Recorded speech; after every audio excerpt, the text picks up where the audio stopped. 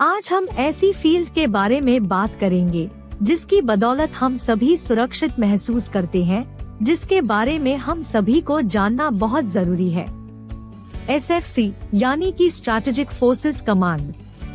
ये एक ऐसा क्षेत्र है जो देश की सुरक्षा में बहुत ही महत्वपूर्ण भूमिका निभाता है। इस वीडियो में हम आपको बताएंगे कि SFC क्या है। स्ट्रैटेजिक फोर्सेस कमांड यानी SFC भारत की एक इम्पोर्टेंट मिलिट्री कमांड है जो देश के स्ट्रैटेजिक न्यूक्लियर वेपन्स को कंट्रोल करती है। ये भारत के नेशनल कमांड अथॉरिटी के अंदर आता है और देश की न्यूक्लियर डिटरेंस पॉलिसी का एक इम्पोर्टेंट हिस्सा है। SFC का उद्देश्य है भारत के न्यूक्लियर वेपन्स को इफेक्टिवली मैनेज करना, उनकी सिक्योरिटी को एश्योर करना और अगर जरूरत पड़े तो उनका उपयोग करके देश की सुरक्षा को सेफगार्ड करना। तो चलिए एक झलक इसके इतिहास पर भी डालते हैं। SFC का इतिहास और विकास भारत के नाभिकीय शक्तियों को विकसित करने और उनका प्रबंधन करने की जरूरत से जुड़ा हुआ है। भारत के पहले प्रधानमंत्री पंडित जवाहरलाल नेहरू की नीति नाभिकीय सद्भावना के तहत भारत ने हमेशा से नाभिकीय शक्तियों का समर्थन किया है, लेकिन कभी भी उन्हें प्रकट नहीं किया। 1998 में भारत ने अपने पहले परमाणु परीक्षण का आयोजन किया, जिसमें 3 अनुच्छेदिक शक्तियों का उपयोग किया गया था। इस घटना ने भारत को पूरे वर्ल्ड के सामने एक परमाणु संपन्न राष्ट्र के रूप में स्थापित किया और इस तरह भारत ने पूरे वर्ल्ड को नाभिकीय शक्तियों से परिचित कराया। उसके बाद भारत ने अपने नाभिकीय क्षमता को विकसित करने और प्रबंधित करने के लिए एक विशेष संरचना की आवश्यकता महसूस की। इस प्रकार 4 जनवरी 2003 में भारत ने स्ट्रैटेजिक फोर्सेस कमांड यानी SFC का गठन किया और तब से ही ये कमांड कंसिस्टेंटली अपने कैपेबिलिटीज को डेवलप कर रही है। इसका मुख्य हेडक्वार्टर्स न्यू दिल्ली में स्थित है। SFC के अंदर स्ट्रैटेजिक फोर्सेस को मैनेज करने के लिए डेडिकेटेड यूनिट्स और कई सारी फैसिलिटीज हैं, जिनमें missile units, missile silos, communication networks और कमांड एंड कंट्रोल सेंटर्स शामिल है। तो चलिए शुरू करते हैं और जानते हैं कि SFC क्या है और इस क्षेत्र में करियर कैसे बनाया जा सकता है। स्टेप 1, SFC में क्या काम होते हैं, इस बारे में हम आपको डिटेल में जानकारी देंगे। कृपया हमारे साथ बने रहें। SFC का एक मुख्य काम है स्ट्रैटेजिक न्यूक्लियर वेपन्स का रक्षण और ऑपरेशन। इसमें भारत के स्ट्रैटेजिक आर्सेनल यानी शस्त्रागार को कंट्रोल करना, उनकी मेंटेनेंस करना और उनका डिप्लॉयमेंट करने का समर्थन करना होता है। SFC अपने कैपेबिलिटीज को रेगुलरली अपग्रेड करता है ताकि वो अन्य देशों के साथ मुकाबले में रह सके और देश की सुरक्षा को एश्योर्ड रख सके। स्ट्रैटेजिक फोर्सेस कमांड का एक अहम हिस्सा मिसाइल है। भारत के पास कई प्रकार के मिसाइल है जो SFC के अंदर आते हैं। इनमें से कुछ प्रमुख मिसाइल है अग्नि, पृथ्वी और धनुष। ये मिसाइल अलग अलग रेंजेस और कैपेबिलिटीज की होती है और उनका उपयोग डिपेंड करता है सिचुएशन और स्ट्रैटेजिक रिक्वायरमेंट्स पर। इन मिसाइल को डेवलप करते समय SFC के इंजीनियर्स और साइंटिस्ट्स एक एडवांस्ड लेवल के टेक्नोलॉजीज का इस्तेमाल करते हैं ताकि उनकी रेंज, एक्यूरेसी और साथ ही इनकी सर्वाइवेबिलिटी इम्प्रूव हो सके। तो आइए इन तीनों मिसाइल्स के बारे में भी थोड़ा सा जान लेते हैं। अग्नि सीरीज भारत की प्रमुख स्ट्रैटेजिक मिसाइल है। इनमें अग्नि फर्स्ट से लेकर अग्नि 5 तक के मिसाइल शामिल है। अग्नि फर्स्ट और Agni second short to medium range missile है, जबकि अग्नि 3, अग्नि 4 और अग्नि 5 लॉन्ग रेंज मिसाइल है। अग्नि 5 एक इंटरकॉन्टिनेंटल बैलिस्टिक मिसाइल ICBM है, जिसकी रेंज कई हजार किलोमीटर्स तक है, जो कि भारत को पूरे वर्ल्ड में अटैक करने की कैपेबिलिटी देती है। पृथ्वी सीरीज के मिसाइल भी SFC के अंदर आते हैं। पृथ्वी फर्स्ट और पृथ्वी सेकंड टैक्टिकल न्यूक्लियर वेपन्स के लिए डिजाइन किए गए हैं और इनकी रेंज कुछ 100 किलोमीटर्स तक होता है। धनुष मिसाइल, जो कि शिप लॉन्च्ड होती है, ये भारत की स्ट्रैटेजिक आर्सेनल का हिस्सा है और इसकी रेंज भी पृथ्वी सीरीज के मिसाइल की तरह कुछ 100 किलोमीटर तक होती है। स्ट्रैटेजिक फोर्सेस कमांड के साथ साथ कमांड एंड कंट्रोल का भी एक महत्व होता है। एसएफसी को स्ट्रैटेजिक डिसीजन मेकिंग और ऑपरेशनल कंट्रोल के लिए एक robust command and control infrastructure की जरूरत होती है। इसमें कम्युनिकेशन नेटवर्क्स, कमांड सेंटर्स और सर्वेलेंस सिस्टम्स शामिल होते हैं। एसएफसी के कमांड सेंटर्स हाईटेक होते हैं, जिसमें real time information monitoring, intelligence analysis और डिसीजन मेकिंग कैपेबिलिटीज होती है। ये कमांड सेंटर्स देश के अलग अलग भागों से आने वाली जानकारी को इंटीग्रेट करते हैं ताकि सिचुएशन का सही असेसमेंट किया जा सके और अगर जरूरत पड़े न्यूक्लियर वेपन्स का इफेक्टिव यूज किया जा सके। एसएफसी की एक और जरूरी जिम्मेदारी है ट्रेनिंग और रेडीनेस मेंटेन करना। एसएफसी के पर्सनल को रेगुलर ट्रेनिंग और एक्सरसाइजेस में हिस्सा लेना होता है ताकि वो अपने ड्यूटीज को इफेक्टिवली परफॉर्म कर सकें।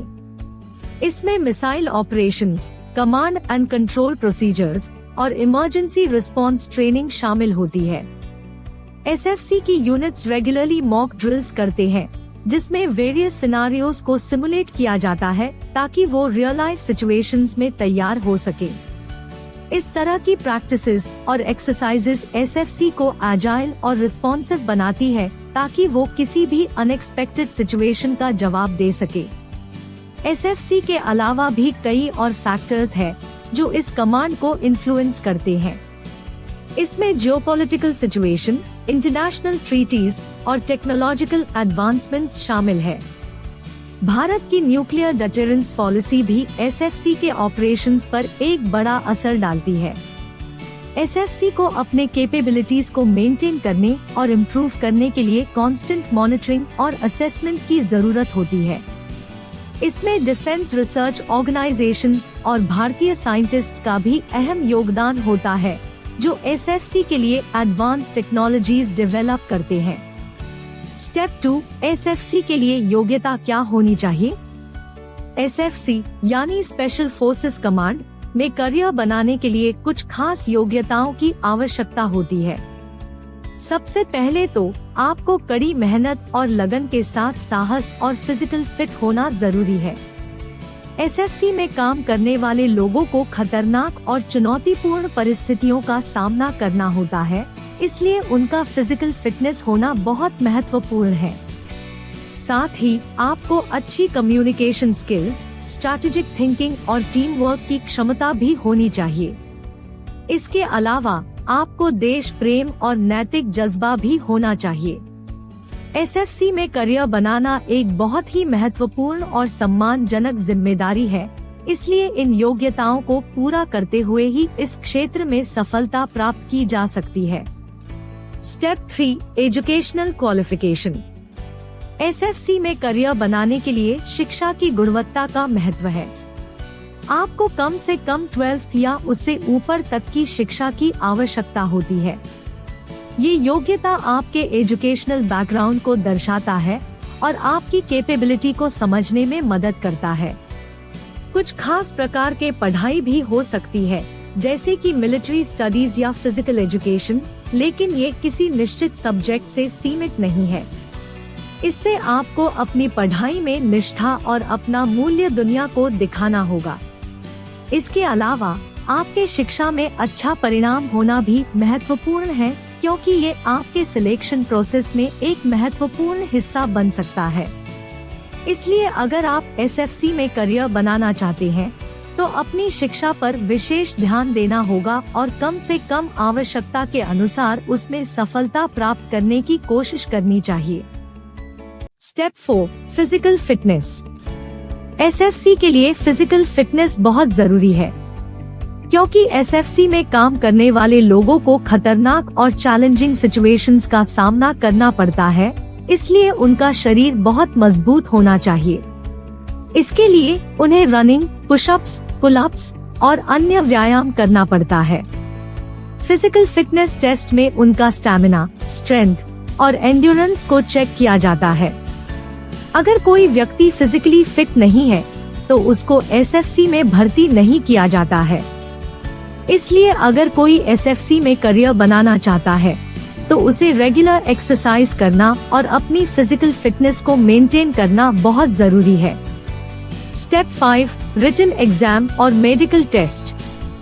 एसएफसी में भर्ती होने के लिए पहले आपको एक रिटन एग्जाम देना होता है।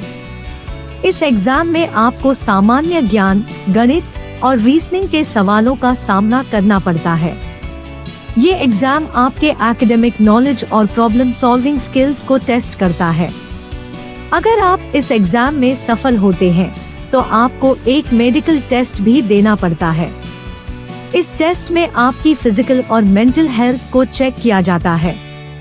आपको एक थोरो मेडिकल एग्जामिनेशन के लिए जाना होता है, जिसमें आपके शारीरिक और मानसिक स्वास्थ्य का पूर्ण परीक्षण होता है।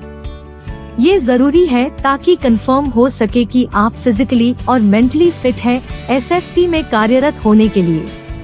इतना ही नहीं, मेडिकल टेस्ट में आपकी विजन, हियरिंग और अन्य शारीरिक गुणवत्ता भी परीक्षण होती है। ये दोनों टेस्ट्स, रिटन एग्जाम और मेडिकल टेस्ट, जरूरी है एसएफसी में भर्ती होने के लिए और इनमें सफल होने के बाद ही आप एसएफसी में कार्यरत हो सकते हैं। Step 6, training. एसएफसी की ट्रेनिंग एक कठोर और चैलेंजिंग अनुभव होता है। इस ट्रेनिंग का मुख्य उद्देश्य सदस्यों को फिजिकल और मेंटल रूप से तैयार करना होता है खतरनाक और चुनौतीपूर्ण परिस्थितियों का सामना करने के लिए। ये ट्रेनिंग घातक युद्ध, गुप्त रूप से तैयार, खनन और अन्य खतरनाक कार्यों के लिए तैयार करती है। इसमें सदस्यों को various exercises, survival techniques, weapons training और टैक्टिकल स्ट्रैटेजीज का ज्ञान दिया जाता है। ट्रेनिंग पीरियड में स्ट्रिक्ट डिसिप्लिन और टीम वर्क को भी स्ट्रेस दिया जाता है। हर एक सदस्य को अपने शरीर और मन को एक हद तक पुश करना पड़ता है ताकि वो कठिन परिस्थितियों में भी सामर्थ्य प्रदर्शित कर सके। इस ट्रेनिंग में physical fitness tests, written exams और प्रैक्टिकल असेसमेंट्स शामिल होते हैं। पूरा प्रोसेस चैलेंजिंग होता है, पर ये उन्हें एक सशक्त और तैयार जवान बना देता है जो देश की सुरक्षा के लिए पूरी क्षमता और समर्पण के साथ काम कर सकता है। स्टेप 7, पोस्टिंग्स और असाइनमेंट्स। एसएफसी में करियर बनाने के बाद आपको वेरियस पोस्टिंग्स और असाइनमेंट्स दिए जाते हैं। जब आप एक एसएफसी ऑफिसर बनते हैं तो आपको देश के अलग अलग क्षेत्रों में भेजा जा सकता है, जैसे कि border areas, insurgency affected areas या फिर हाई रिस्क जोन्स। आपके पोस्टिंग्स और असाइनमेंट्स का मकसद हमेशा देश की सुरक्षा और सामर्थ्य को सुदृढ़ कराना होता है। आपको अपनी जिम्मेदारी में देश के लिए खतरनाक सिचुएशंस में समर्थन और नैतिक जज्बा दिखाना होता है। हर पोस्टिंग या असाइनमेंट आपको नए चैलेंजेस और अपॉर्चुनिटीज प्रोवाइड करती है अपने काम को बेहतर तरीके से करने का।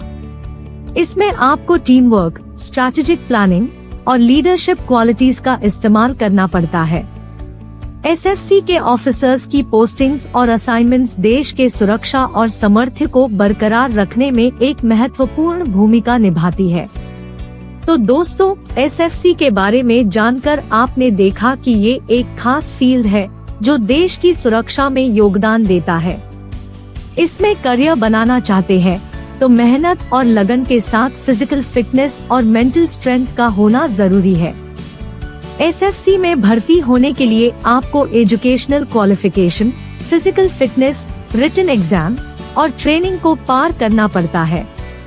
ये एक चैलेंजिंग करियर है, लेकिन इसमें सफलता पाने के लिए डेडिकेशन और डिटर्मिनेशन की जरूरत होती है।